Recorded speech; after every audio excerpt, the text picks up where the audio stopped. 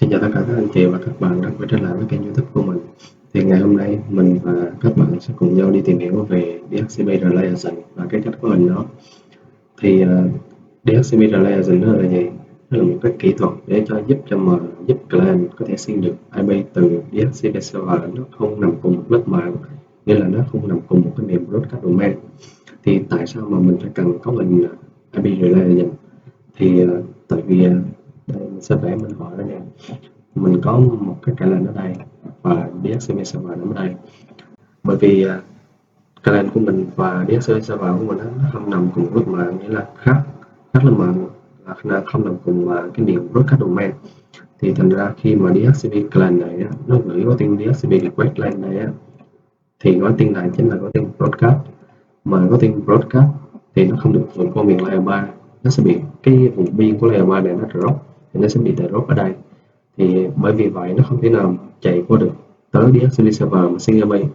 Thì cái kỹ thuật Relay Agent nó sẽ giúp chúng ta làm được cái việc đó. Chúng ta sẽ có hình Relay Agent ngay cái điểm mà cái gói tin IP direct DHCP request của mình nó bị drop, thì mình sẽ lên ngay đây.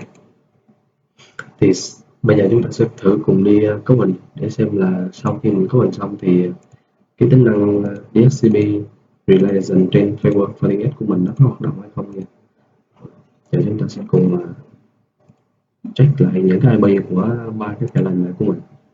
Thì đây là cái DHCP server của mình đã có hình tất cả những cái pin ở trên đó rồi, mình đã có hình sẵn. Cái size này của mình mình đã có hình cho tất cả nó thông nhau hết rồi nha.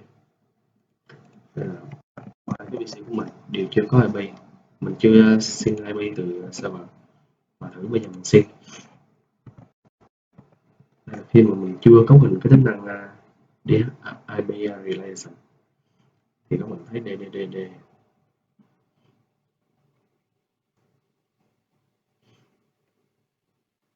các bạn chọn cái tại Canfare HCP server nó không có connect được đâu.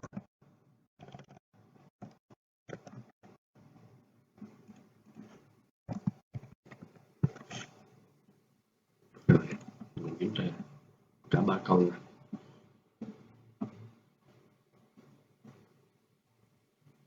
Đây là cái PC thứ hai cũng không xin được nha. Rồi, PC đầu tiên của mình cũng không xin được. Rồi bây giờ mình sẽ vào để mà cấu hình cái tính năng này trên ba cái cột firewall này. Thì mình sẽ có hình ở một đây, ở đây và ở đây. Rồi bây giờ mình sẽ login vào firewall nha.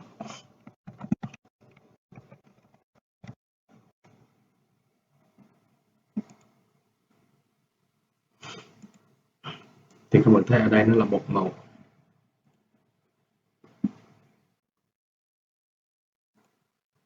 Mình sẽ vào interface của cột một để mình xóa cái dấu này.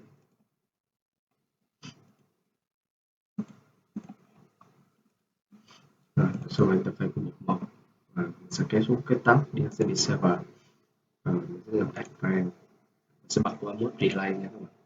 Rồi ở đây mình sẽ nhập cái IP của DHCP server của mình là ở đây 10.10.10.1. Rồi ở đây mình nhập sẵn rồi, xóa mình nhập rồi mình nhập ok. Đó, vậy là mình đã cấu hình xong rồi. Giờ mình sẽ kiểm tra xem con số 1. Thử kiểm tra xem con số 1 sau khi mình cấu hình xong thì nó có xin được hay không nha. Thì BC5 của mình đây. Rồi các bạn có thấy đô ra có nghĩa là D có nghĩa là decode, có thứ hai là gói offer, có thứ ba là gói request và có thứ tư là gói acknowledge. Đó, thì mình đã xin được rồi nha. Rồi bây giờ mình sẽ tiếp tục mình có mình trên một thứ hai và ba. Một thứ hai của mình đó chính là một số 3. Rồi mình sẽ vào interface mục 3 DHCP server. Rồi mình sẽ chọn mode relay, tiếp tục là 10.10.10.1 IP của DHCP server, mình nhấn ok. Rồi một số 3.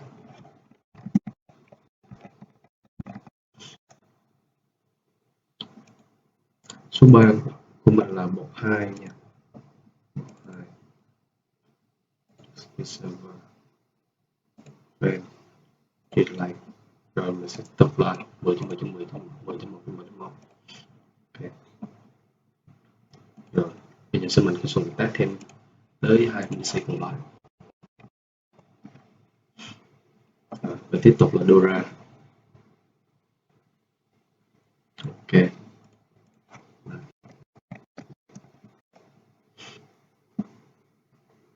Rồi, mình cũng thấy là nhận được rồi đó. Rồi, ok luôn. Vậy bây giờ mình thử tắt đi xem các ba con này có nó còn nhận được nữa hay không nha. Đây, tắt luôn.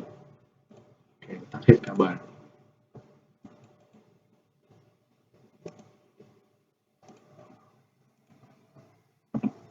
Là trước khi mình đó mình vô mình kiểm tra coi trên Windows Server mình có nhận có cấp phát hay không. Đây, đây đang cấp là 100, đây cũng là 100, đây cũng là 100. Rồi, bây giờ mình tắt đi.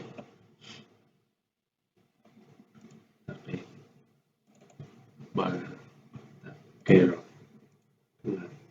Đây, tắt đi luôn. Ok. Rồi thì bây giờ mình sẽ tiến hành mình xin lại để xem. Mình xin lại để của ba UC này coi nó có công nhận hay không ạ.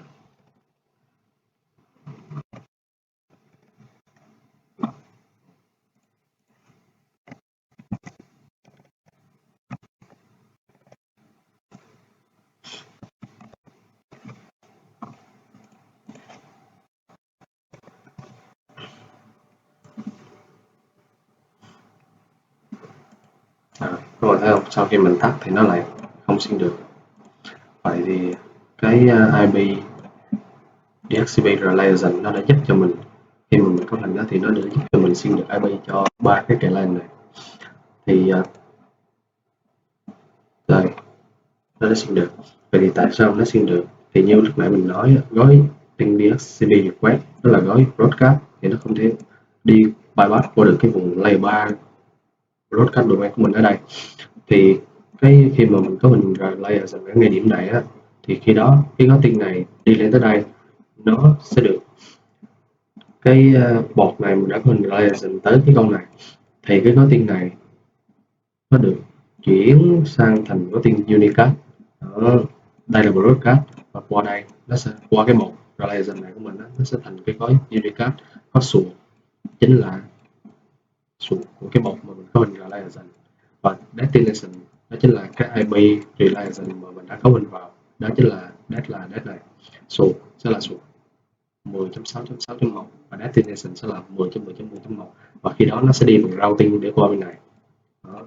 Trên tất cả các cái firewall này mình đều có mình static root hệ thống với nhau hết rồi, nên mà khi mà mình chỉ cần có mình thêm cái tính năng relay á, thì tất cả các cái PC này nó đều xin IP. Đó là cái nguyên lý hoạt động của relation các bạn. Mình cảm ơn tất cả các bạn đã theo dõi đến cuối video. Nếu các bạn thấy video này của mình hay thì cho mình xin một like và một đăng ký kênh để ủng hộ mình nha, và không bỏ lỡ những cái video tiếp theo của mình. Mình xin cảm ơn tất cả các bạn.